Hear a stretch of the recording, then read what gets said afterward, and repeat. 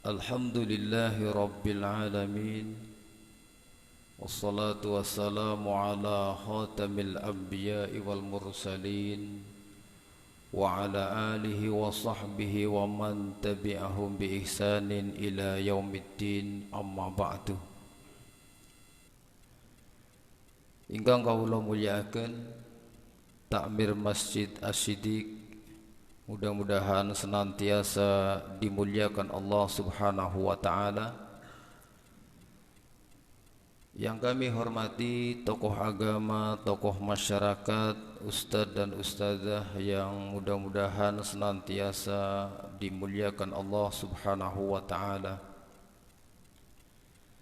Yang kami hormati Bapak Ibu jamaah sholat subuh dan jamaah pengajian rutin Sabtu pagi dalam pembahasan kitab Al-Ghayah wat Taqrib, yang mudah-mudahan senantiasa dimuliakan Allah Subhanahu wa ta'ala. Yang kami hormati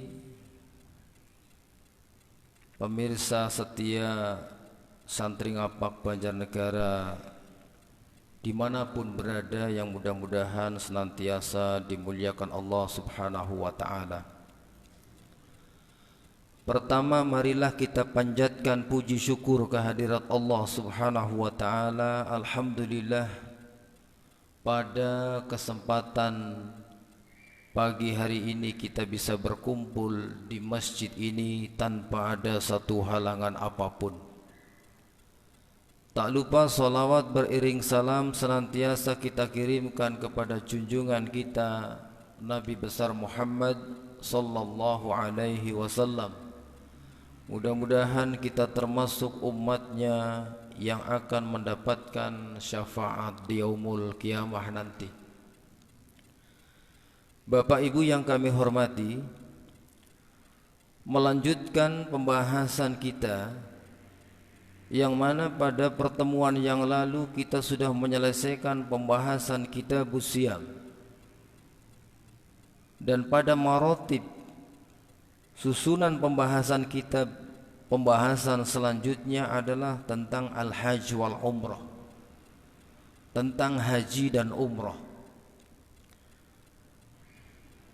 Untuk muqaddimahnya atau pembukaan dari pembahasan tersebut, saya ambilkan keterangan dari kitab Shahih Fiqh Sunnah pada jilid yang kedua, di mana dijelaskan di dalam kitab ini yang pertama ta'riful haji, pengertian haji. Dijelaskan al-hajju lughatan asluhu al-qasdu. Haji secara bahasa artinya menyengaja atau bermaksud. Kalau umroh itu lughatan az-ziyarah. Jadi umroh secara bahasa artinya adalah ziarah. Wal haji fi istilahi syar'i, dan haji menurut istilah syara' qasdu baitullahil haram wal masyair li ada'i ibadatin mahsusatin fi zamanin mahsusin bi kaifiyatin muayyanatin, yaitu menyengaja untuk mendatangi Baitullah, yaitu Masjidil Haram, dan tempat-tempat tertentu untuk melaksanakan ibadah yang khusus pada waktu yang khusus dengan tata cara yang sudah dijelaskan. Kemudian dijelaskan di dalam kitab ini hukmul haji, hukumnya haji.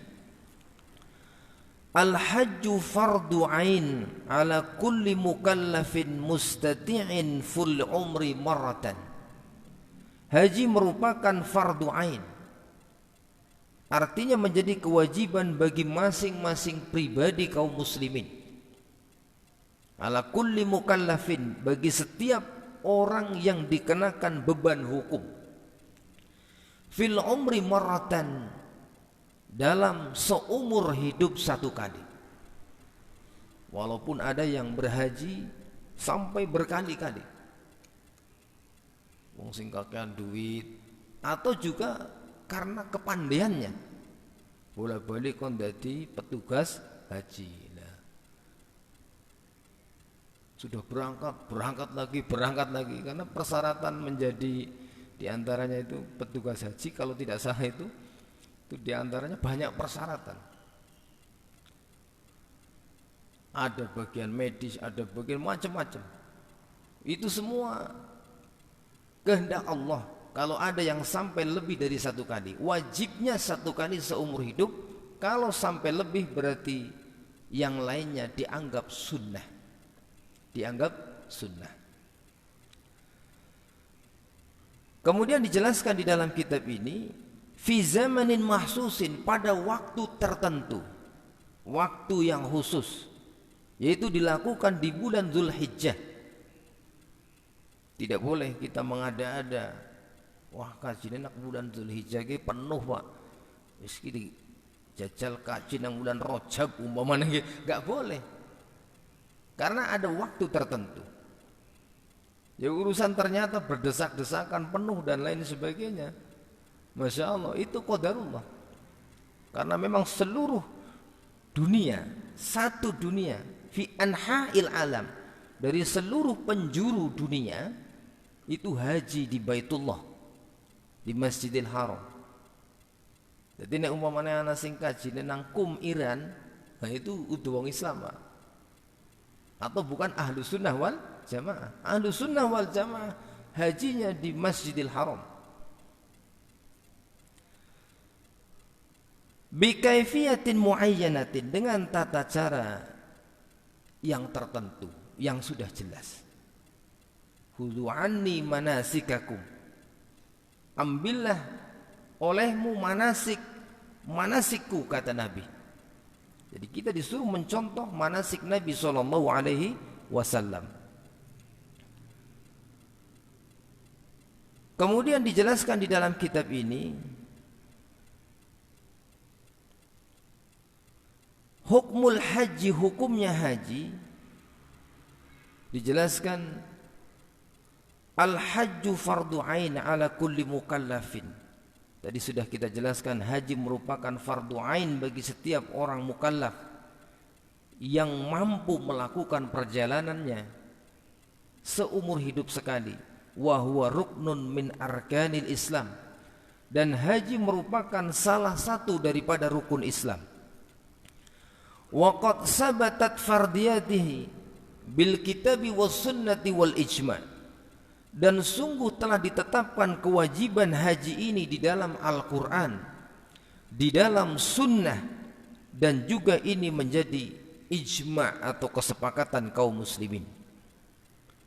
Di dalam Al-Quran Allah subhanahu wa ta'ala berfirman di dalam surat Ali Imran ayat 97, A'udzu billahi minasyaitonir rajim. Walillahi 'alan nasi hajjul baiti man istata'a ilaihi sabila wa man kafara fa innallaha ghaniyyun 'anil 'alamin. Dan bagi Allah diwajibkan kepada manusia untuk melaksanakan haji ke Baitullah bagi yang mampu untuk melakukan perjalanan ke sana. Wa man kafara, dan barang siapa yang mengkufuri perintah ini, fa innallaha ghaniyyun 'anil 'alamin, maka sesungguhnya Allah itu maha kaya dari seluruh alam semesta. Kemudian di dalam hadis Nabi SAW banyak riwayat yang menjelaskan hal demikian. Bahkan dijelaskan balaghat haddud dawatir, sampai hadis yang menjelaskan tentang kewajiban ini mencapai derajat mutawatir. Jadi hadis mutawatir niku hadis ingkang dipun riwayataken melalui banyak jalur. Tufidul yakin wal ilmul qat'i al-jazim bi subuti hadhil faridati.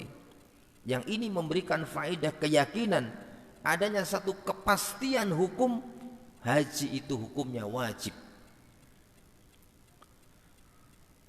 Di antaranya di dalam hadis riwayat Ibnu Umar, Nabi SAW bersabda, Bunyal Islamu ala khamsin, Dibangun Islam itu di atas 5 dasar. Syahadatu an la ilaha illallah wa anna Muhammadar Rasulullah. Yang pertama, bersaksi bahwasanya tidak ada Tuhan yang berhak disembah kecuali Allah, dan bahwasanya Muhammad adalah utusan Allah. Wa iqamis shalah, kemudian mendirikan salat. Wa itaiz zakah, dan kemudian menunaikan zakat. Wa shaumi Ramadan, dan kemudian puasa di bulan Ramadan. Wal haji, dan yang kelima adalah ibadah haji. Kemudian di dalam riwayat lain dari Abi Hurairah, ia berkata, khatabana Rasulullah sallallahu alaihi wasallam faqala ya ayyuhan nas. Berkhutbah Rasulullah sallallahu alaihi wasallam kepada para sahabat, kemudian mengatakan, ya ayyuhan nas, wahai para manusia, qad faradallahu alaikumul hajj fahujju. Sungguh Allah telah mewajibkan kepadamu haji, maka lakukanlah haji olehmu. Faqala rajulun, lalu ada seorang yang mengatakan, akulla amin ya Rasulullah, apakah diwajibkan haji setiap tahun wahai Rasulullah? Fasakata hatta qalaha salasan. Kemudian Nabi SAW terdiam sampai lelaki ini bertanya sampai 3 kali. Faqala Rasulullah SAW, maka Rasul SAW bersabda, lau qultu na'am la wajabat. Sekiranya saya katakan ya, maka itu akan menjadi kewajiban setahun sekali. Wala mastata'tum, dan kamu tidak akan mampu melakukannya. Nah, niki untung Kanjeng Nabi mboten sanjang iya. Nek umpamane sanjang iya, bulan panjenengan wajib kaji setahun sepisan. Lha daftar kaji mau nunggune suwe nggih. Niki pun pinten tahun, Pak? Berapa? 25 tahun. Lebih ya, Masya Allah. Nah, niku kudune iku begitu bocah lahir kuwi daftar nak kaji nggih kudune nggih. Nak ana sing nggo daftar katune nggih. Sing dadi masalah daftar ya larang nganggo duit, ora nganggo godhong. Jadi, ternyata niku memang masalah. Ya, masalah. Tapi sing penting kulan panjenengan duwe azam, duwe keinginan. Aduh, nyong wis umur 49. Umpamane daftar tahun ki engko mangkate tahun pira. Nek ana duit wis daftar mawon, ora usah mikir-mikir tekan mangkat apa ora umure. Sing penting wis daftar. Nek mboten ki jenengan sing gadah arta kathah daftar haji furoda. Jadi haji furoda niku tahun ini daftar, tahun ini berangkat. Niku visa undangan kerajaan. Kalau tahun ini itu 18.950 US dollar biayanya, Pak. Haji furoda. Jadi haji furoda niku 18.950 untuk tahun ini. Itu kalau dolar tidak naik lagi. Sekitar 260 lebih lah, atau hampir 300 juta.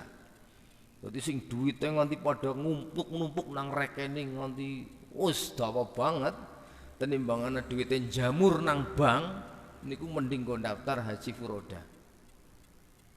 Nek mboten nggih umpamane wis duit akeh, wis pernah haji, melas maring umpamane nggih sedulur kanca sing urung pada bisa daftar kaji ki, anu Mas, tak wae duit sing nggo daftar kaji. Lah kados niku aja malah nggo bola-bali mangkat kaji dhewek. Ana sing 3 bulan pisan umroh ngoten nggih, sementara kiwe tengen pada melarat di Jorna baen. Lah niku kan kurang memberikan perhatian kepada sekeliling kaum muslimin yang membutuhkan. Jadi wajibnya seumur urip sepisan. Nah, ya kalaupun mungkin umroh setahun sepisan, umroh setahun sepisan ngoten niku nggih. Lah niku angsal mawon mboten masalah. Tapi nek karepe biro umroh pokoknya wis pokoke arep apa. Sebulan sepisan umroh mboten napa-napa. Lah niku nek karepe biro umroh. Nah, dan alhamdulillah memang Sekarang alhamdulillah tahun ini kondisi pelaksanaan ibadah haji sudah normal sepertinya. Sudah normal, alhamdulillah. Tidak seperti tahun lalu yang hanya sedikit yang diberangkatkan. Kemudian dijelaskan di dalam kitab ini, wa ammal ijma', dan adapun yang menjadi kesepakatan, faqad ajma'atil ummah ala wujubil haji 'alal mustati' marratan wahidatan fil umri. Maka sungguh umat ini sepakat wajibnya haji bagi yang memiliki kemampuan satu kali seumur hidup. Wa huwa minal ma'lum minad dini bid-darurati yukaffiru jahadahu. Dan ini satu perkara yang sudah maklum, semuanya sudah paham, dan dianggap kafir bagi yang menantang wajibnya kewajiban haji. Jadi kalau ada yang mengatakan, wah haji enggak wajib, kata siapa wajib, berarti dia dihukumi sudah melakukan kekufuran. Karena apa?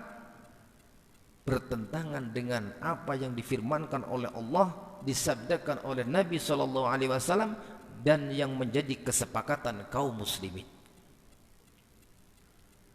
Kemudian dijelaskan hal yajibul haji 'alal fawriyah awit tarahi.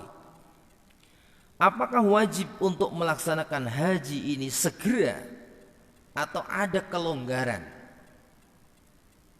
Kemudian dijelaskan di dalam kitab ini, zahaba jumhurul ulama'u, mayoritas para ulama berpendapat,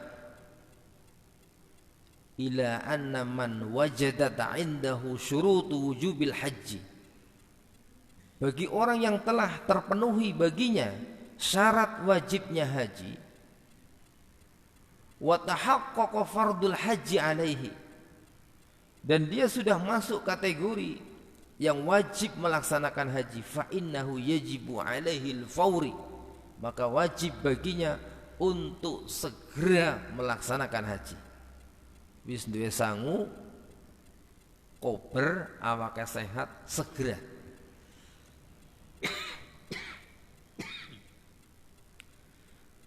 Wa annahu ya'simu bidahirihi, dan dia akan dianggap berdosa kapan ia mengakhirkan. Umpamanya wis duwe duit, nggo daftar kaji, sudah punya uang 200 juta. Wah, iki nek nggo daftar kaji iki ya mending jajal tak ubang nagisit lah. Tak ubang nagisit. Umpamanya ini, padahal kebutuhan yang lain sudah terpenuhi semuanya. Kebutuhan sehari-hari sudah oke semuanya. Anak sekolah, anak kuliah, semuanya biayanya sudah beres. Wah, ini uang-uang nganggur nih. Wah, iki nek nggo daftar kaji kok ya ngendap suwe ya tak ubang nagisit lah. Nggak usah pengerti, nggak bisnisnya lancar, nggak baru gampang, nggak daftar. Kalau dia mengakhirkan seperti ini, menurut mayoritas para ulama, dianggap berdosa karena mengakhirkan kewajiban haji. Kadang-kadang diubengakan jebulannya malah bundet lah. Niatnya 200 juta, udah di 500 juta, bisa daftar haji furoda, hasil lebih maning, jebulannya usahanya bangkrut. Nah, kan repot. Mending wis daftar kaji kisit 20 juta dapat porsi, 25 juta dapat porsi. Lah udah, nanti yang sisanya diubeng lah. Karo nunggu pemberangkatan. Nanti setelah menjelang pemberangkatan baru dilunasi. Lah ini lebih aman, Pak. Lebih aman. Jadi menurut mayoritas para ulama, segera ketika sudah terpenuhi syarat wajibnya haji, atau dia masuk kategori orang yang wajib melaksanakan haji. Artinya wis duwe sangu. Wis duwe sangu, kondisinya memungkinkan.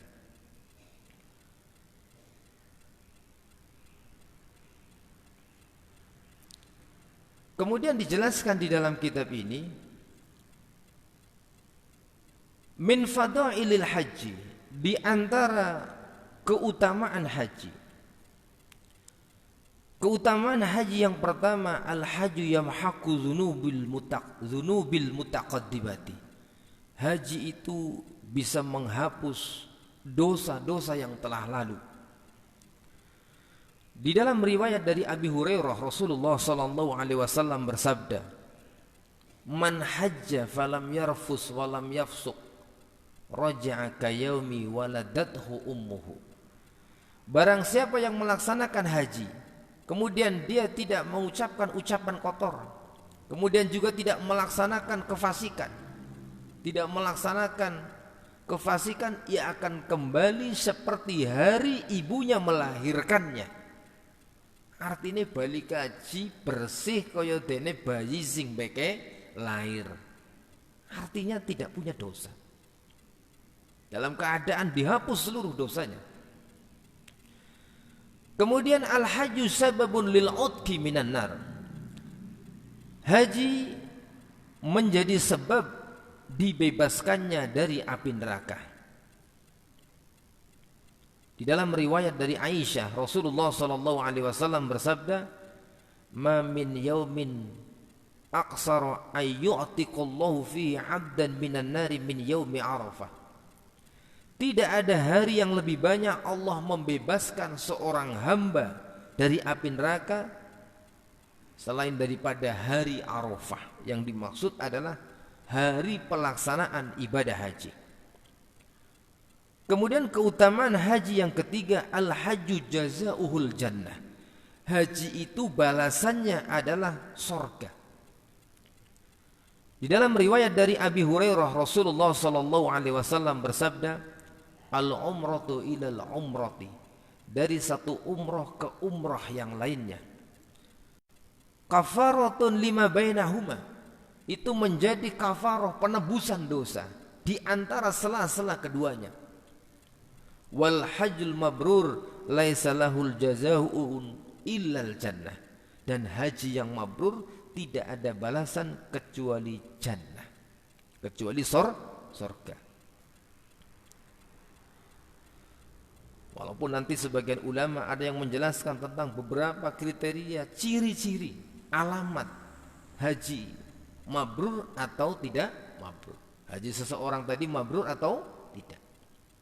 Di antaranya ada sebagian ulama yang menjelaskan ketika apa yang dia lakukan dari amalan sehari-hari lebih baik daripada sebelum haji, insya Allah haji mabrur. Momennya balik haji terus tambah soleh, tambah rajin sholat jamaah, tambah rajin ngajine, insya Allah haji mabrur. Tapi nek balik haji tambah busral, tambah doblongan, umpamane nggih. Lah niku jangan-jangan bukan haji mabrur, tapi haji mardud. Ya. Haji sing boten dipun tampi. Kemudian selanjutnya di dalam riwayat dari Abi Hurairah, Rasulullah sallallahu alaihi wasallam ditanya ayyul a'mali afdal, amal apa yang paling utama? Faqala, maka kemudian beliau menjawab, imanu billahi wa rasulih, iman kepada Allah dan Rasulnya. Qila summa madza, kemudian dikatakan kemudian apa lagi? Qala, Rasul sallallahu alaihi wasallam menjawab, jihadun fi sabilillah, jihadu fi sabilillah, berjuang di jalan Allah. Qila summa madza, kemudian ditanyakan lagi apa lagi? Qala hajjun mabrurun, haji yang mabrur. Kemudian keutamaan yang kelima, al-hajju afdalu jihadun nisa. Haji merupakan jihad yang paling utama bagi seorang wanita. Di dalam riwayat dari Aisyah bahwasanya ia berkata, "Ya Rasulullah, nara al-jihadu afdalul amal." Kami mengetahui, kami tahu bahwa jihad adalah amal yang paling utama. Afala nujahidu, apakah kami para wanita juga harus berjihad? Qala, kemudian Nabi SAW bersabda, la, tidak. Walakunna afdalul jihad, akan tetapi kamu, bagi kamu para wanita, jihad yang paling utama adalah hajjun mabrurun, haji yang mabrur. Jadi haji ingkang mabrur niku termasuk jihad yang paling utama bagi para wanita. Kemudian di dalam kitab Matan Abu Syuja dijelaskan di dalam kitab ini, wa syaraitu wujubil haji sab'atu asya'a, dan syarat wajibnya haji itu ada 7 macam. Yang pertama al-islamu, yaitu hendaklah beragama Islam.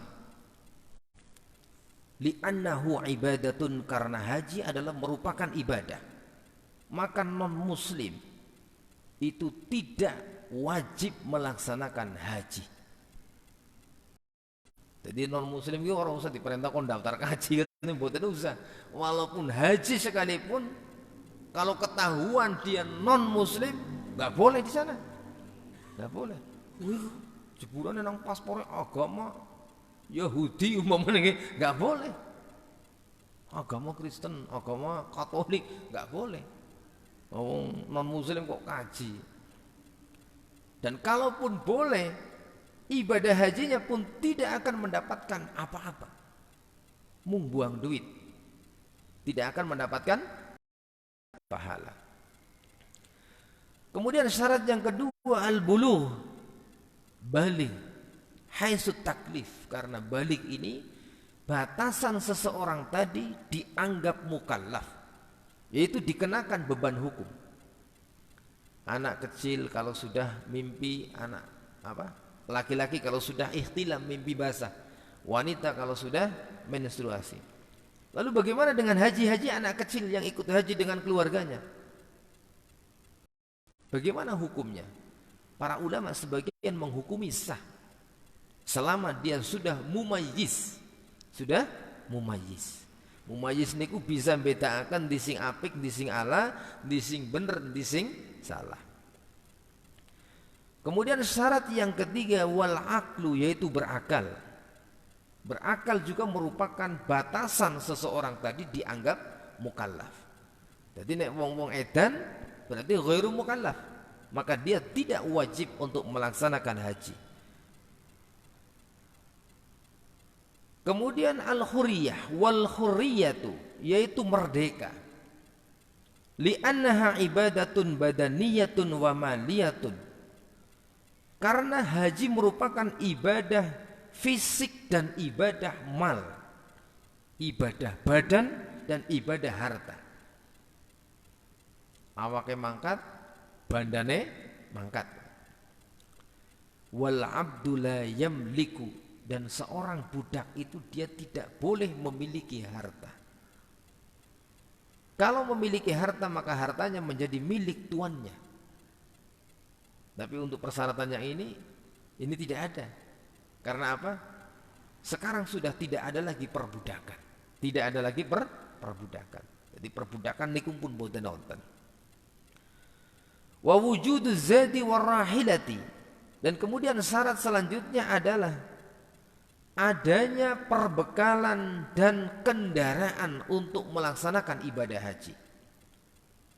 Bekal sangune yang duwe nggo daftar ana. Jadi yang dimaksud perbekalan ini bukan hanya untuk dirinya. Karena pelaksanaan ibadah haji kalau di Indonesia ini, orang Indonesia sekitar berapa? 40 hari ya? Sekitar kurang lebih ya, kalau yang haji biasa itu 40 hari, 1 bulan lah, taruhlah 1 bulan. Untuk ongkos ke sana ada, kemudian mungkin gue sangu raketang sedidik onten. Kemudian keluarga yang ditinggalkan pun ditinggali perbekalan. Ya mungkin ditinggali beras nggak sebulan, ditinggali arto kanggo tuku lauk sebulan, untuk mungkin sangu anak ke sekolah cukup semuanya. Jadi ampun ngantos bulan panjenengan mangkat kaji, bojone ora ditinggali duit, bojone ora ditinggali beras, anaknya ora disiapakan sangu. Wah niki zalim, Pak. Zalim. Zalim. Jadi demikian, ada perbekalan dan juga ada kendaraan ke sana. Lah nek bulan panjenengan mungkin mboten perlu nyiapaken kendaraan ki mbak, kecuali sing mangkat kaji nunggang pit ontel niku. Nah, tahun lalu ada yang kalau tidak salah naik haji, naik sepeda. Itu sampai berapa bulan tuh? 8 apa 6 bulan itu, Masya Allah. Sekitar 8 atau 9 bulan kalau tidak salah. Masya Allah. Kalau kita ya tinggal terima beres, sudah bayar, nanti ada kendaraan, pesawat, semuanya sudah disiapkan oleh pemerintah. Terima beres. Wa tahliyatut thariq. Kemudian syarat selanjutnya adalah perjalanannya aman. Tidak ada huru-hara, tidak ada peperangan. Untuk menuju ke sana pun aman. Mboten nonton begal, aman. Kalau sekarang insya Allah aman. Maka ketika kondisinya tidak aman, mungkin satu kondisi dalam perjalanan ke sana ataupun ada peperangan di sana, tidak memungkinkan kita untuk pergi haji, maka syarat wajibnya ini menjadi gugur bagi seorang tadi. Maka persyaratan diantaranya adalah perjalanannya aman, wa imkanul masir, dan kemudian selanjutnya mampu untuk melakukan perjalanan. Onten tiyang duwite akeh nggo bayar kaji ya bisa, awake mboten sehat, maka dia dianggap tidak mampu melakukan perjalanan ke sana. Wis meriang-meriangan, umpamane nggih mboten sehat, fisiknya ora kuat, sama sekali enggak memiliki kemampuan. Walaupun banyak juga yang kurang sehat, tapi qadarullah wis kadung daftar, ya, ternyata orang patek sehat. Tapi kalau menurut keterangan dokter ini masih mampu melaksanakan, berangkat boleh.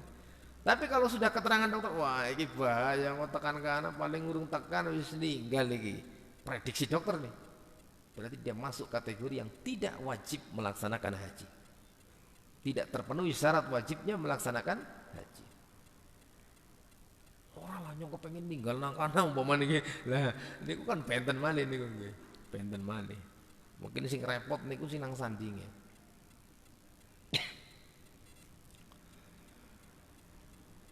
Kemudian dijelaskan di dalam kitab ini arkanul haji, rukun-rukunnya haji.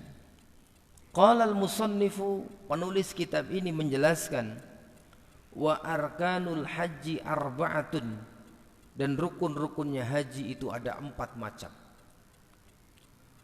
Yang pertama al-ikhramu ma'an niyah, berikhram atau memakai pakaian ikhram disertai dengan niat.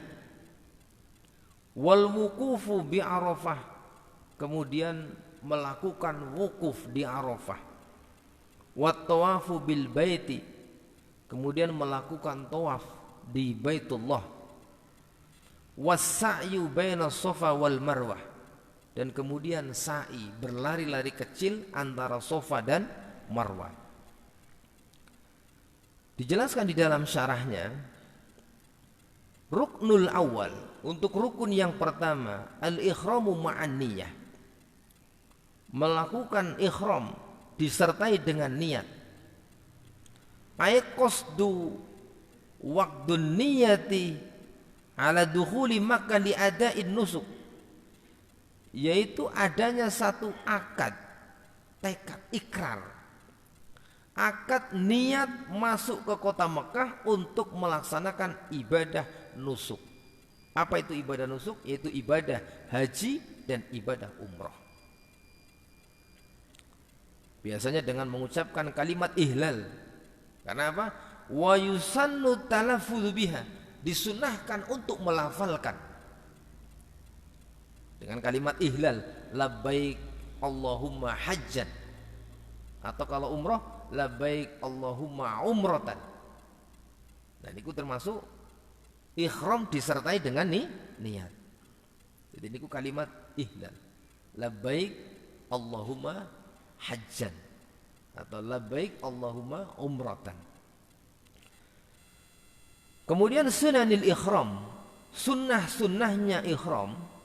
Yang pertama qassus syaribi wa tasrihus sya'ri,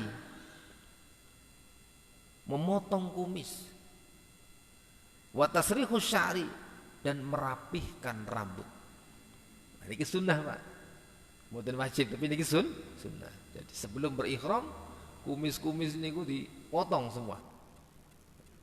Nek mboten dipotong kepripun nggih sah mawon. Tapi dipun sunnahaken memotong kumis kemudian rambut itu dirapihkan. Yang kedua, natful ibti, mencabut bulu ketiak, dibersihkan sebelum kita memakai pakaian ihram. Jadi nanti di perbatasan tempat miqat, nah, kita sudah menyiapkan itu. Wah, bulu-bulu itu dicabut, bulu ketiak. Kemudian yang ketiga, qalamul adhafir, memotong kuku-kuku. Jadi kuku sing rangga-rangga diketoki kabeh. Kuku tangan, kuku kaki dipotong. Kemudian yang keempat, halqul anah, mencukur bulu-bulu yang ada di kemaluan. Dirapihkan atau dicukur.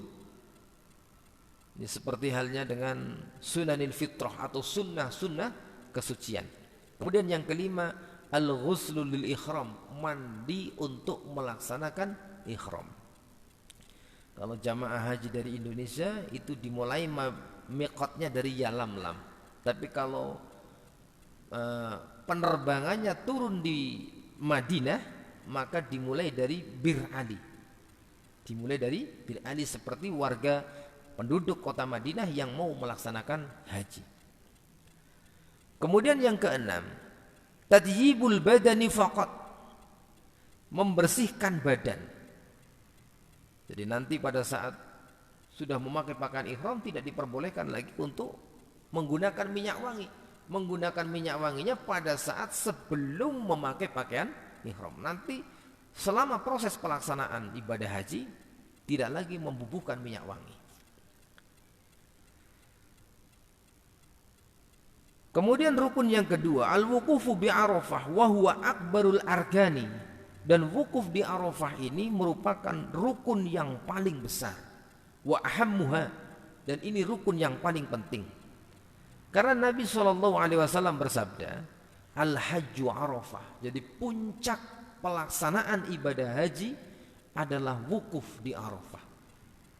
Wukuf di Arafah. Walaupun bagi orang-orang tertentu, di antaranya orang yang sakit, itu ketika wukuf mungkin tidak bisa berlama-lama di sana. Biasanya pakai ambulan nih. Pakai ambulan nanti begitu ada jalur khusus. Jadi kalau jalurnya tidak dikhususkan, bercampur dengan jalur lainnya nanti sulit. Nanti begitu ada ambulan berhenti sebentar di Arafah, itu berarti orang yang sakit sedang wukuf di sana. Nanti beberapa saat jalan lagi, nanti ganti lagi kendaraan yang lain. Sampun israk namanya. Sudah 5 menit lagi. Mungkin sampai di sini dulu, barangkali ada masukan atau pertanyaan sebelum saya tutup. Sekitar 1 atau 2 pertanyaan atau masukan. Mbok pilih onten.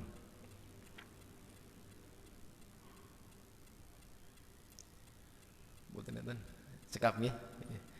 Insyaallah nanti untuk persiapan sholat isyraq saya tambahkan sedikit supaya pas nanti. Kemudian dijelaskan di dalam kitab ini,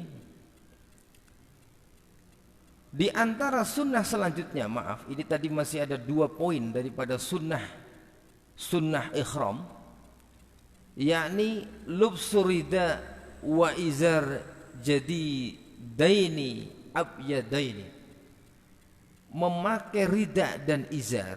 Rida dan izar itu berarti bawahan dan atasan. Izar itu bawahan, rida itu yang di atas. Yang keduanya baru dan berwarna putih. Walaupun dalam satu kondisi tidak menggunakan warna putih diperbolehkan, tetapi sunnahnya yang warna putih. Kemudian salatu raka'ataini, salat 2 rakaat. Kemudian dijelaskan di dalam kitab ini, syurutul wukuf ala jabali Arafat, syarat wukuf di atas Jabal Arafah. Yang pertama ayyakunal wuquf fi waqtihil muhaddad au bi juz'in minhu. Wukufnya itu dilakukan pada waktu yang waktunya ini terbatas. Ternyata waktu wukufnya sudah selesai, baru masuk itu sudah lewat. Walaupun konon katanya yang sudah pernah haji itu. Jadi sekarang itu kalau mau wukuf itu ngantri. Kendaraannya ngantri. Kalau yang tidak sabar itu sampai akhirnya berjalan kaki. Daripada mobilnya mboten melaku-melaku. Pada waktu yang tertentu. Atau masih pada waktu tersebut, pada bagian atau potongan waktu tersebut. Ma baina zawali syamsi yaumi Arafah. Jadi di antara zawali syamsi yaumu Arafah, setelah tergelincirnya matahari pada hari Arafah, yaitu tanggal 9 dari bulan Dzulhijjah, ila fajri yaumin nahri, sampai fajar hari nahar, yaitu tanggal 10 bulan Dzulhijjah.